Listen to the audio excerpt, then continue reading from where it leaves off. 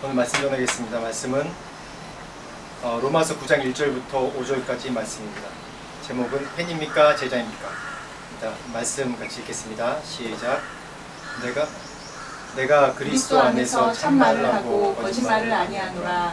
나에게 큰 근심이 있는 것과 마음에 그치지 않는 고통이 있는 것을 내 양심이 성령 안에서 나와 더불어 증언하노니, 나의 형제 곧 고륙의 친척을 위하여 내 자신이 저주를 받아 그리스도에게서 끊어질지라도 원하는 바로라.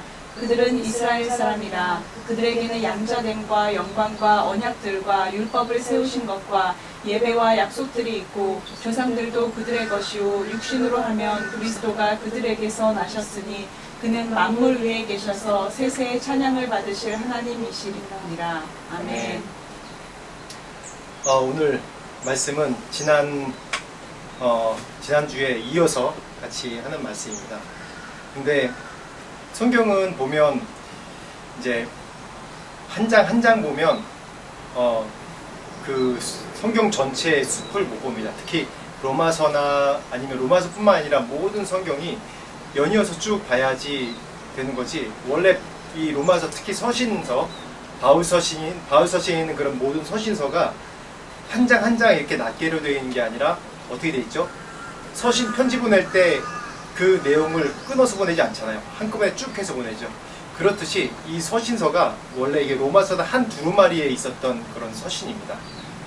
그래서 이 서신을 쭉 볼 때 8장까지 말씀 보고, 또 저번 주에 35절부터 39절까지 말씀 봤죠. 그런 다음에 이걸 딱 끊어놓고 일주일이나 3, 4일 있다가 9장 1절 말씀 보면 어때요? 전혀 다른 말씀이죠. 지난주에 어떤 말씀이었습니까? 지난주에 뭐 넉넉히 이기느니라, 뭐 세상에 무슨 환난이나 공고나 핍박이나 사망의 생명에 그런 것이 있더라도 뭐라고 했죠? 그리스도의 사랑에서 넉넉히 이기느니라 라는 말씀입니다. 얼마나 흥분되고 감격된 말씀입니까? 근데 며칠 있다가 이걸 딱 덮어놓고 요것만 딱 보면 내가 그리스도 안에 참말을 하고 거짓말이 아니하노라. 내가 큰 근심이 있는 것과 마음에 그치 않은 고통 있는 것을 내 양심 안에 성령 안에서 나와 더불어 증언하노니라고 막 그런 좀 약간 슬프고 부정적인 그런 얘기죠. 근데 이 성경이 지금 이 로마서가 이 한 두루마리로 딱 돼 있다고 그러죠. 이게 후대에 이 공의회, 그러니까 이 기독교의 역사적인 공의회가 계속 있는데, 그 회의에서 초기 이제 기독교에서 이런 것들을 이제 성경을 이제 서신서를 어떤 게 정경인지, 또 정경으로 진짜 우리가 읽어야 할 성경인지 아닌지 구분해 놓은 게 있습니다. 그러면서 이게 우리가 보기 쉽게 1장, 2장, 3장, 4장으로 나눠놓은 겁니다. 근데 이게 연속으로 보면 한번 보겠습니다. 지난주 말씀 한번 보면서 1절부터 3절까지 말씀 한번 읽어보겠습니다. 시작. 그러나 이 모든 일에 우리를 사랑하시는 이로 말미암아 우리가 넉넉히 이기느니라. 내가 확신하노니 사망이나 생명이나 천사들이나 권세자들이나 현재일이나 장래일이나 능력이나 높음이나 깊음이나 다른 어떤 피조물이라도 우리를 우리 주 그리스도 예수 안에 있는 하나님의 사랑에서 끊을 수 없으리라. 내가 그리스도 안에서 참말을 하고 거짓말을 아니하노라. 나에게 큰 근심이 있는 것과 마음에 그치지 않는 고통이 있는 것을 내 양심이 성령 안에서 나와 더불어 증언하노니, 나의 형제 곧 고륙의 친척을 위하여 내 자신이 저주를 받아 그리스도에게서 끊어질지라도 원하는 바로라. 아멘. 이 말씀 보면 그쵸, 완전히 상반된 내용이죠. 8장에 나온 얘기랑 9장 1절부터 완전히 상반된 감정입니다. 어떻게 보면 감정이 이렇게 왔다 갔다 할 수 있을까? 그리스도의 그런 구원의 감격과 이 세상의 어떤 환난이나 어떤 피조물이라도 이길 수 있는, 그리스도 안에 승리할 수 있다는 그런 감격 속에 있다가 갑자기 푹 다운되는 거예요. 근데 이 말씀을 통해서 우리가 알 수 있는 것이 뭐냐면 8장의 신앙이랑 9장의 신앙이랑 다른 겁니다.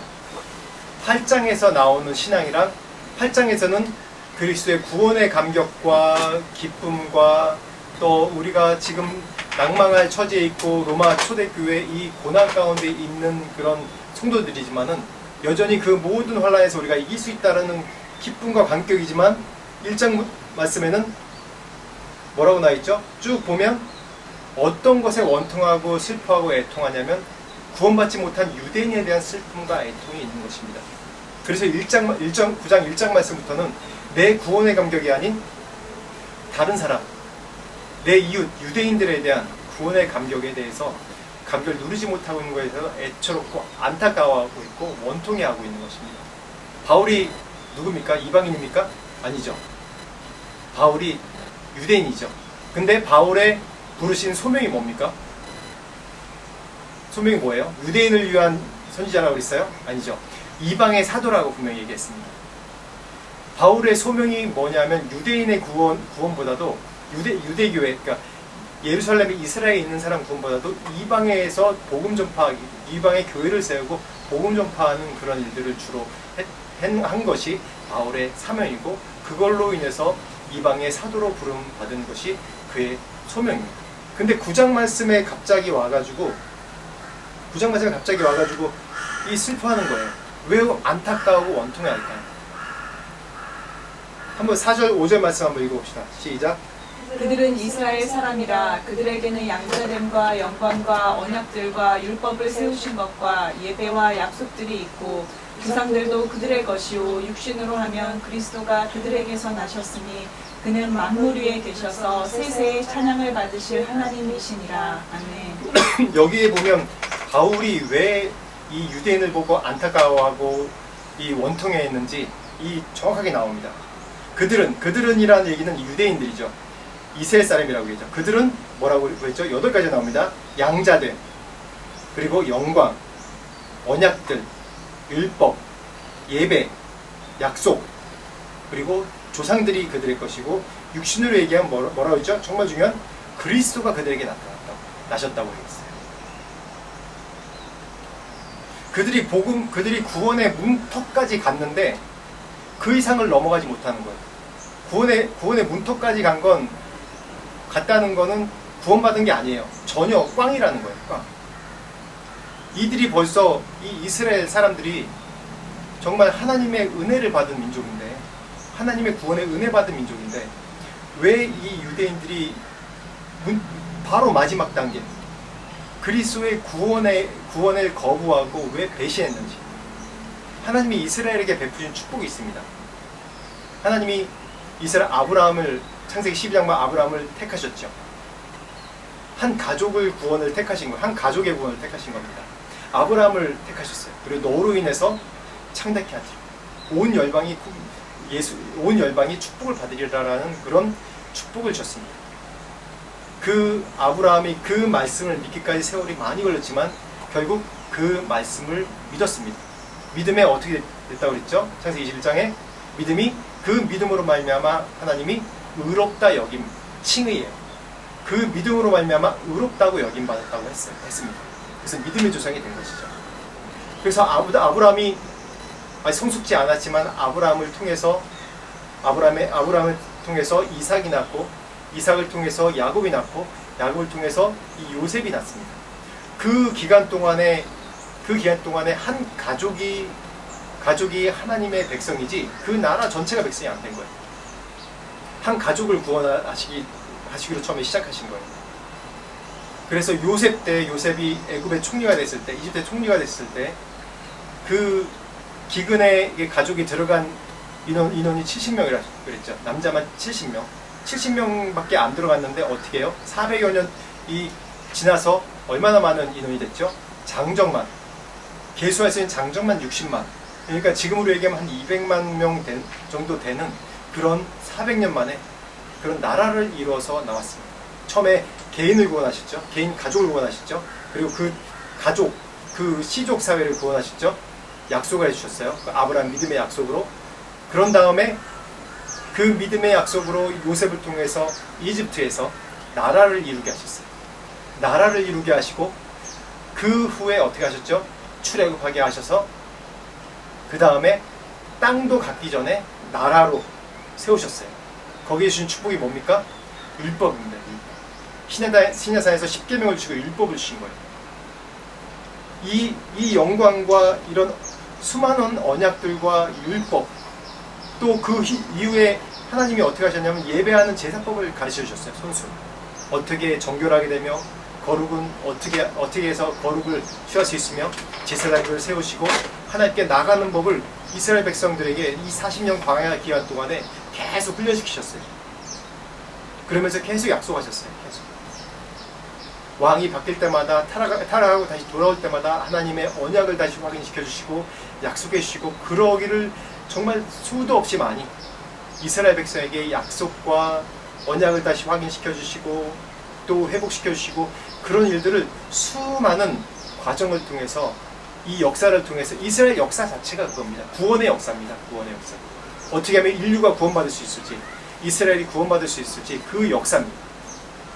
그 선지자를 통해서 계속 예수님께서 다시 오실 것에 대해서 예언해 주시고, 언제 오실 것에 대해서 예언해 주셨는데도 이스라엘 유대인들은 그거를 거부했어요. 왜 거부했느냐? 자신의 종교적인 틀에 갇혀져 있었어요. 종교적인 틀, 자기의 열심의 틀에 갇혀져 있어서 더 이상 진전이 없는 거예요. 뭐가 진리인지 모르고 그냥 몇백 년 동안 내려오는 그 습관에 따라서 그냥 하나님께 나가는 그런 모습이었습니다. 그래서 그 다음 말씀 한번 읽어봅시다. 3절 말씀 다시 한번 읽어봅시다. 시작. 나의 형제 곧 고륙의 친척을 위하여 내 자신이 저주를 받아 그리스도에게서 끊어질지라도 원하는 바로라. 바울이 그래서 이 안타까우고 원통한 마음으로, 이 이스라엘 보면서 안타까운 마음으로, 비록 내가 그리스도에게 끊어질지라도, 내 구원이 지워진다 할지라도 내가 내 형제, 내 골육 친척을 구원하기를 원하노라 라고 이렇게 담대한 선포를 합니다. 사랑의 끝판왕으로 고백한 거죠. 지난주에도 제가 손양원 목사님 말씀 나눴듯이 정말 이해가 되지 않는 고백을 하는 거예요. 왜 이해가 안 되냐? 고린도서 11장 24절부터 25절 말씀 한번 봅시다. 시작. 유대인들에게 40에 하나 감한 매를 5번 맞았으며 3번 태장으로 맞고 1번 돌로 맞고 3번 파선하고 1주야를 깊은 바다에서 지냈으며. 간단하게 나온 거지만 여기에 많은 내용이 있죠. 우리가 성경 알지만은 바울이 어떠한 모욕과 순환과 박해와 고난을 당했습니까? 다 이게 누구한테 당한 거예요? 유대인들한테 당한 거죠. 같은 민족에게 당한 거예요. 같은 민족 식구들에게 어디를 가든지 간에 늘 바울을 죽이려고, 이 자신 그 복음을 이방인들에게 전하고 회당에 전하고 그런다고 이 바울을 죽이려고 정말 3번의 여기서 그렇죠. 40에 하나 감한 매를 5번 맞았으며 3번의 태장을 맞고 1번 돌로 맞고 3번 파선하고 1주야를 바다 깊은 데서 했습니다. 또 얼마나 많은 고난을 당했습니까? 여러분, 이런 상황에서 이 자기 동족인 유대인들을 사랑할 수 있겠습니까? 저 같으면 자신 없습니다. 저는 못할 거예요. 저는 아직까지 그만한 이상하게 성경에 나온 정말 위대한 위인들을 보면 다 이런 고백이 있어요. 자기 원수 같은 자들을 사랑하고 그 원수 같은 자에게 자기 생명까지 내어줄 그 사랑이 있습니다. 근데 로마서 10장 1절 말씀 봅시다. 10장 1절 말씀 시작. 형제들아, 내 마음에 원하는 바와 하나님께 구하는 바는 이스라엘을 위함이니 곧 그들로 구원을 받게 함이라. 바울이 왜 자신이 생명록에 지워질지라도, 그리스도의 사랑이 끊어질지라도 내 동족 유대인이 구원받는 걸 원하노라 라고 얘기하냐면 바로 이 말씀입니다. 9장 3절 말씀과 10장 1절 말씀이 이어지는 거예요. 형제들이 내 마음에 원한 바니 이스라엘을 위함이니 곧 그들로 유대인들로 이방인들이 지금 구원받는 것처럼, 이방인들이 예수를 영접하고 구원받는 것처럼, 이방인들은 약속받은 자녀들도 아니고 양제된 자녀들도 아니고 이스라엘에게 주신 8가지의 그런 축복, 조상이 아브라함도 아닌 그런 자들이 구원받은 그 구원의 은혜를 누리는 것처럼, 이 내 형제, 비록 나를 죽이려고 하고 지금도 이 동족 유대인을 통해서 고난을 받지만은 이들이 예수를 알고 이 이방인들처럼 구원받기를 원하는 그 믿음으로 이런 고백을 합니다. 내가 그리스도에게 끊을지라도 내 동족을 구원해 주십시오 라고 하는 고백을 합니다. 사도행전 7장 59절에 60절 한번 말씀 읽어봅시다. 시작. 그들이 또 스데반을 치니 스데반이 부르짖어 이르되 주 예수여 내 영혼을 받으시옵소서 하고 무릎을 꿇고 크게 불러 이르되 주여 이 죄를 그들에게 돌리지 마옵소서 이 말을 하고 자니라. 스데반이 또 그런 대표적인 인물 중에 하나죠.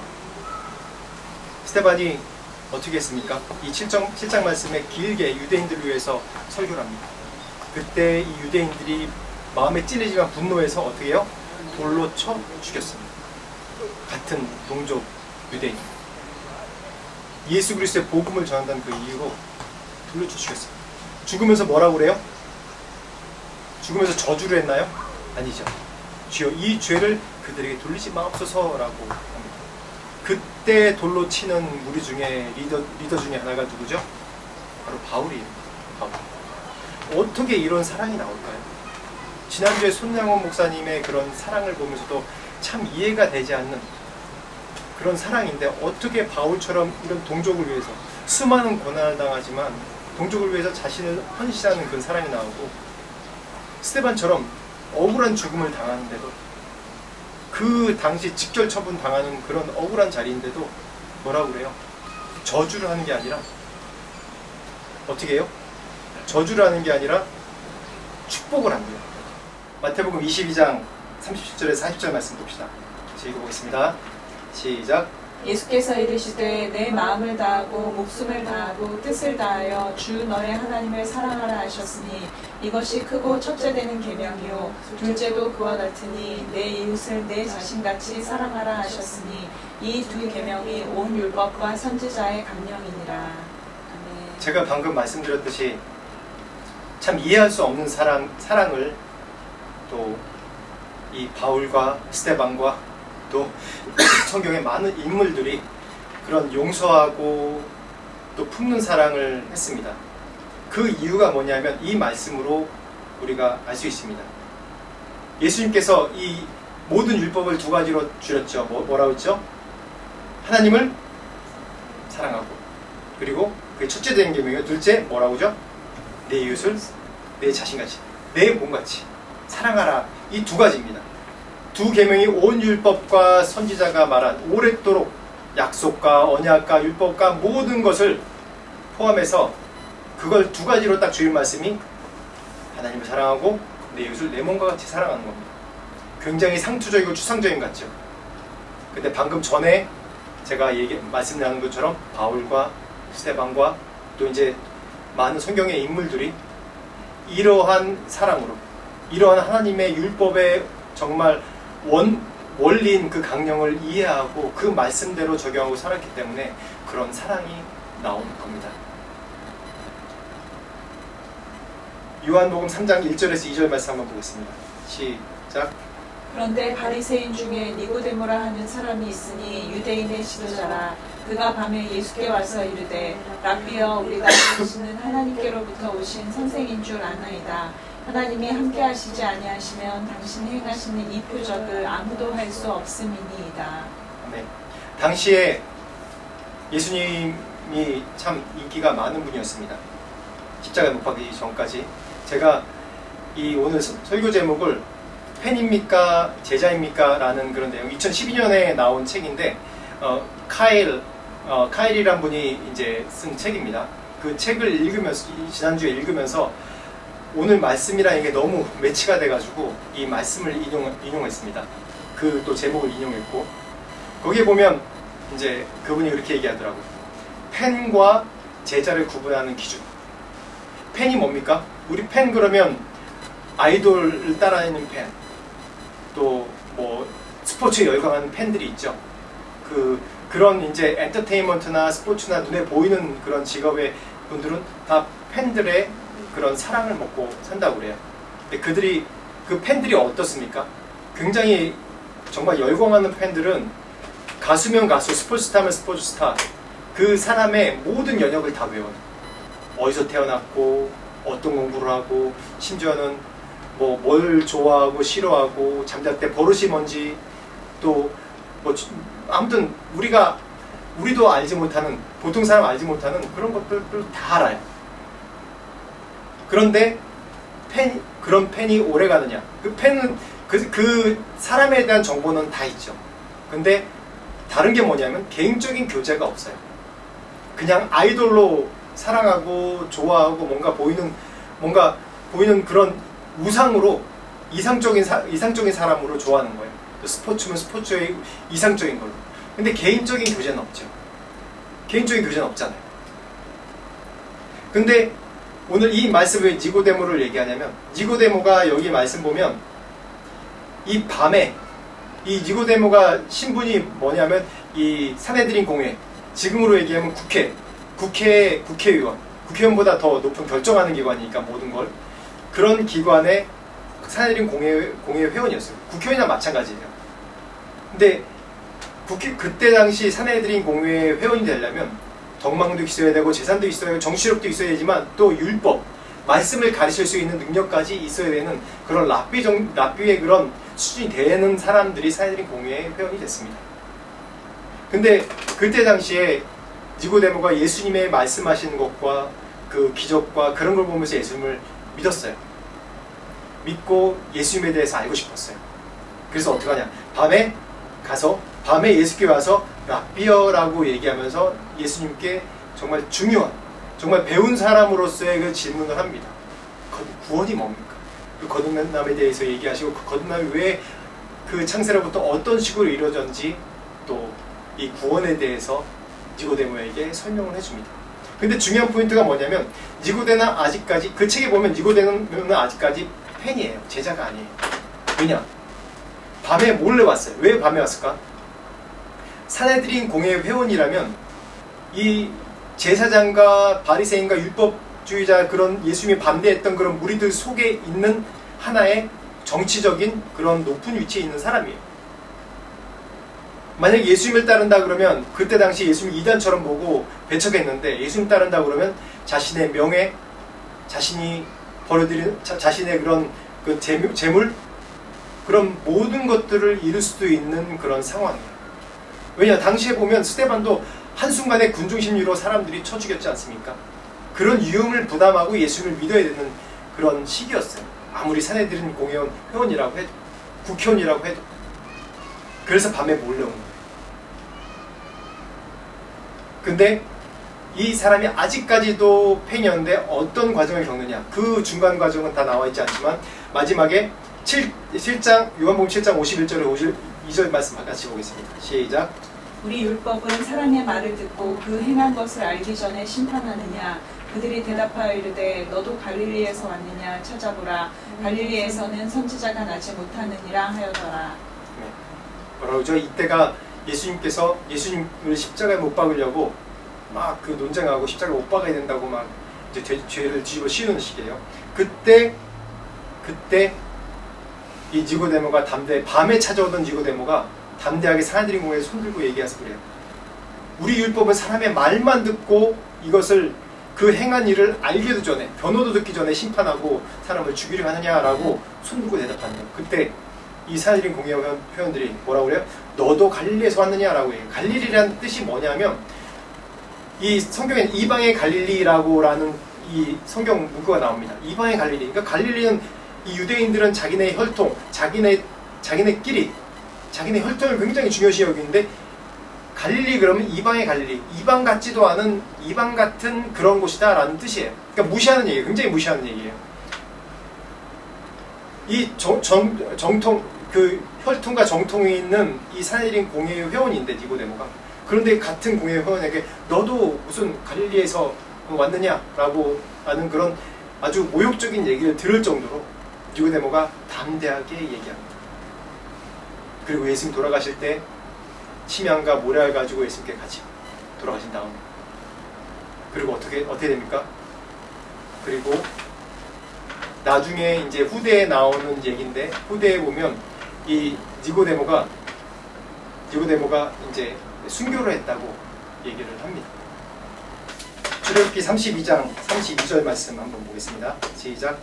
그러나 이제 그들의 죄를 사하시옵소서. 그렇지 아니하시오면 원하건대 주께서 기록하신 책에서 내 이름을 지워버려 주옵소서. 이게 모세가 했던 고백입니다. 모세가 그 이스라엘 하나님 말씀을 듣지 않는 그 이스라엘 백성을 위해서 중보하는 내용이에요. 뭐라고 그래요? 하나님의 그런 구원의 책에서 지워질지라도 하나님 내 이름을 지워버릴지라도 구원해 주십시오. 바울과 똑같은 고백을 하죠. 요한복음 15장 13절 14절 하는 말씀 봅시다. 시작. 사람이 친구를 위하여 자기 목숨을 버리면 이보다 더 큰 사랑이 없나니 너희는 내가 명하는 대로 행하면 곧 나의 친구라. 예수님께서 하신 말씀입니다. 무슨 얘기죠? 친구를 위하여 자기 목숨을 버리면 이보다 더 큰 사랑이 없나니 너희는 내가 명한 대로 행하면 곧 뭐라고요? 나의 친구라.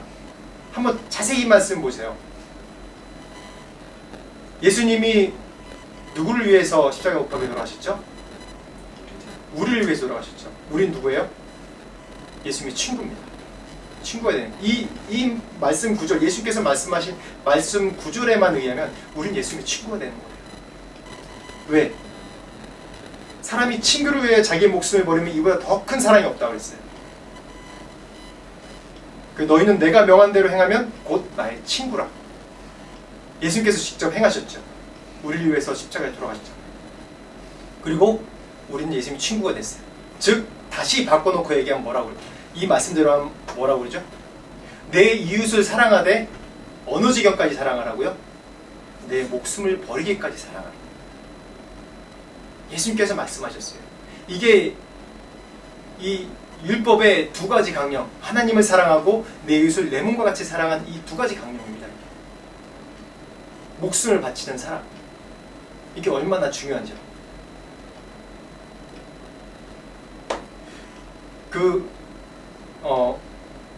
인도에 있을 때 저희가 처음 오리사에 들어갈 때 들어간 이유가 있었습니다. 들어간 이유가 선교 초기고 저희가 아직 이제 막 결혼해서 선교 시작하고 아직 20대, 30대 초반, 30대 막 되는 그런 나이 때 열정이 있었어요. 어떻게 하면 그리스도의 사랑을 전할까? 선교사로 됐으면 정말 어려운 지역 가서 하나님의 복음을 전해야 되겠다라는 그런 열정이 있고 그런 믿음이 있었어요. 그때 당시 오리사에는 99년도 1월 달에 그런 사건이 났는데 그레암 선교사님이라고 호주에 있는 선교사님을 사역으로 이제 지방에 내려와서 밤에 이제 집차에서 주무시고 계신데 아들 둘이라 아들도 어려요. 다 이제 초등학교 된 애들인데 거기다 불 지르고 불 뜨거워서 나오면 죽창으로 찔러가지고 못 나오게 하고 그걸 죽였어요. 그 사건이 대대적으로 전 세계에 탔죠. 저희도 그 소식을 들었습니다. 그래서 그해 6월 달에 그 지역에 팀을 이뤄서 헌신해서 갔어요. 근데 저희도 지금 생각하면 어떻게 그렇게 갔을까라는 참 믿기지 않는, 지금으로 생각하면 믿기지 않는 그런 결정을 했던 것 같아요. 당시에 또 제 아내가 임신해 있는 상태였고, 근데 그렇게 믿음으로 결정해서 갔어요. 정말 죽으면 죽으리라는 심정으로 갔습니다. 근데 정말 그때 하나님 예수 그리스도를 뜨겁게 사랑하는 열정 그 하나밖에 없었던 것 같아요. 근데 그 열정이 어디서 왔느냐? 어디서 왔느냐? 그 다음 말씀 봅시다. 시작. 내가 그리스도 안에서 참말을 하고 거짓말을 아니하노라. 나에게 큰 근심이 있는 것과 마음에 그치지 않는 고통이 있는 것을 성령 안에서 나와 더불어 증언하노니. 네, 바로 이겁니다. 성령 안에서, 내가 성령 안에서 행하고 있느냐. 우리는 제가 이 말씀을 드리려고 계속 얘기를 한 거예요. 하나님을 사랑하고 이웃 사랑하고, 그래 추상적으로 할 수 있죠. 하겠다고 결정할 수 있죠. 근데 보이지 않는 하나님을 사랑할 수 있습니까? 못해요. 하나님이 예수 그리스도를 보내주신 것도, 우리가 또 율법을 주신 것도, 율법으로는 로마서에 계속 얘기하고 있잖아요. 율법의 법으로는 아무도 구원받을 수 있는 사람이 없다고 얘기하고 있어요. 우리가 율법조차도 지킬 만한, 십계명을 지킬 만한 그런 우리 안에 능력이 없는 사람들이에요. 율법은 그래서 뭐라고요? 율법은 내 자신이 얼마나 죄인인지 보게 하는 거울의 역할을 해요. 로마서 얘기대로 하면 정죄한다고 그러죠. 그 율법의 굴레 아래 산다고 그러죠. 그럼 그 안에서 못 벗어나오는 거예요. 왜 예수님을 보내주셨냐면 그리고 예수님 통해서 예수님과 함께 성령께서 우리 안에 역사하시게 했냐면 우리 힘으로는 할 수 없으니까 성령을 통해서 우리가 예수 그리스도를 알고 그 구원을 알고 믿음으로 고백하고 우리가 구원받기 원하셨던 그런 이유 하나입니다. 우리 능력을 할 수 없기 때문에. 그래서 유대인들은 딱 머물러 있는 게 자기 능력으로 자기 힘으로 뭘 할 수 있는 그런 종교적인 행위의 의식 가운데만 머물러 있는 거예요. 그 행위 의식으로는 아무도 구원받지 못한다고 성경에 나와 있어요. 그걸 뛰어넘을 수 있는 방법이 뭐냐면 바로 성령. 성령의 은혜가 없으면은 내 희생도 나올 수도 없고, 바울이 내가 그리스도의 사랑에 끊을지라도 내 동족을 구원해 주십시오라는 그런 사랑의 고백도 나올 수가 없어요. 성령이 아니면은 스데반이 죽으면서 억울한 죽음을 죽으면서까지 주님 저들 구원해 주십시오, 저들에게 정죄하지 마십시오라고 고백할 수가 없고, 모세가 내 이름이 생명록에 지워질지라도 내 백성을 구원해 주십시오라고 얘기가 나올 수 없습니다. 저희가 성령에 충만해 있지 않으면 성령께서 그 사랑, 성교에 대한 열정, 하나님의 사랑에 대한 열정이 없었다면 내가 알지도 못하는, 내 피도 한 방울 섞이지 않은 그 오리사, 그때 당시에도 기독교인들 계속 핍박하고 매 달마다 기독교인 핍박하고 선교사를 죽이고 기독교 목회자를 죽이고 그런 사람들을 위해서 왜 저희가 갔겠습니까? 우리의 의지적으로는 갈 수 없는 것이죠. 성령의 이끌리심과 성령의 은혜가 아니면 우리가 할 수 없었습니다. 그래서 그런 간증이 있어야 돼요. 그래서 여러분에게 질문을 하고 싶습니다. 여러분, 하나님을 위해서, 하나님을 사랑하신다면 하나님을 위해서 손해보는 것이 있습니까? 예수 그리스도의 제자라면, 팬이 아닌 제자라면 예수 그리스도 때문에 손해보는 것이 있습니까? 여러분이 손해보는 것이 무엇이 있습니까? 한번 그 질문을 여러분 스스로 해봐야 돼요. 현대사회는 지난주에도 말씀드렸지만은 옛날 이 박해받을 당시에는 내가 대가집으로 할 게 눈에 명확하게 보였어요. 저희 80년대 90년대 신앙생활 할 때도 뭔가 대가집을, 그리스도인이 되려면 대가집으로 할 게 명확하게 보였어요. 뭐 술 담배를 안 한다든지 아니면 예배 시간 철저하게 지킨다든지. 옛날에는 뭐 주일에도 직장 보면 주일에도 모임이 많고 사적인 뭐 진급하려면 그런 모임이 많아요. 근데 그런 거 다 끊고 주일 예배를 성수한다든지 아니면 11조를 드린다든지, 이 기독교에 우리가 신앙을 지키려면 뭔가 대가집을 해야 될 게 많이 있었어요. 근데 지금 현대사회는 뭡니까?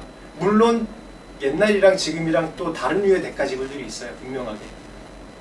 근데 우리 스스로 선택해야 되는 고난들이 있는 거예요.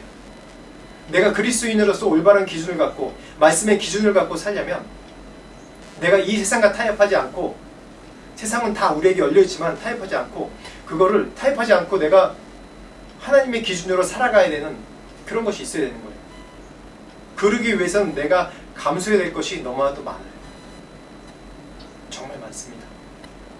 옛날에 눈에 보이지만 지금은 좀 더 눈에 들 보이게 내가 누려야 될 걸 내려놓는, 몰라요, 그 이상으로도 많겠죠. 그래서 명확한 질문은 여러분들이 하나님을 위해서, 예수님을 위해서 과연 희생되는 것이 무엇이 있느냐 한번 생각해 보세요. 내가 손해보고 있는 것이 무엇인가? 그게 바로 제자입니다. 팬은 누구나 될 수 있어요. 팬. 성경 열심히 외운다고 성경 전체를 외울 수도 있어요. 11조 열심히 잘할 수도 있어요. 주일 예배 열심히 나올 수도 있어요. 근데 성경은 우리의 그런 열심보다 바리새의 열심이 훨씬 더 값질로 더하다고 얘기합니다. 바리새인의 그런 열심은 우리가 따라갈 수가 없어요. 그 열심이 구원받습니까? 아닙니다. 사도 바울이 안타까워했던, 원통했던 것이 그 구원의 은혜로 다 아는데 뭐예요? 그 이상 성령을 의지해서 내가 하나님께 헌신하고 내 이웃에게 헌신하는 그런 헌신과 희생이 없는 겁니다. 여러분, 그런 희생하고 손해보는 것이 무엇이 있습니까? 참 제자입니까? 아니면 교회 문만 왔다 갔다 하는 종교적인 열심만 있는 그런 팬입니까? 한번 생각해 보십시오. 그래서 만약에 내가 그리스도의 제자의 삶을 살기 위해서 대가집을 하고 있지 못하는 부분들이 있다면 내 힘으로 못합니다. 성령님 도와주십시오. 성령님 의지합니다. 인도해 주십시오. 내가 성령의 힘을 의지하여서 하나님을 사랑하고 내 예술 내 몸과 같이 사랑하는 것을 종교적인 의식, 틀, 도네이션 그런 걸로 하는 것이 아니라 정말 성령을 의지하여서 내가 주님을 위해서 이 땅에 살면서 희생하고 손해보겠습니다 라고 선포하는 그런 믿음의 고백을 하는 여러분들이 되길 축원합니다. 그런 고백을 하셔야 됩니다. 한번 기도해 보십시오. 그런 것이 무엇인지, 내가 타협하고 있는 것이 무엇인지 한번 기도해 보십시오. 같이 기도하겠습니다. 하나님 감사합니다. 오늘도 팬입니까 제자입니까? 이 로마서 9장 1절에서 5절 말씀을 통해서 우리가 참 제자의 삶이 무엇인지에 대해서 또 말씀을 나눴습니다. 하나님, 우리의 힘으로는 제자의 삶을 살 수 없습니다. 우리의 열심으로는 그냥 교회에 열심히 다니고 또 말씀 열심히 읽는 그 정도밖에 생각을 못합니다. 그 이상을 뛰어넘는 그런 믿음의 제자의 삶을 살 수 있도록 도와주시옵소서. 그러려면 성령을 의지해야 됩니다. 성령님 우리에게 오셔서 충만케 하시고 참 제자의 삶을 살고 또 이 세상과 타협하지 않고 참 예수 그리스도의 제자의 삶을, 헌신된 희생의 삶을 살 수 있도록 저희의 인생을 이끄시고 저희의 생각을 이끄시고 저희의 결정, 선택하는 것을 이끌어 주시옵소서. 오늘도 함께 하신 주님의 은혜에 감사드립니다. 지금 우리 주 예수 그리스도의 은혜와 하나님 아버지의 무한하신 사랑과 성령님의 감화 감동 역사하심이 참 그리스도의 제자로 살고자 하는 모든 자들에게 지금부터 영원토록 함께 하시길 간절히 축원하옵나이다.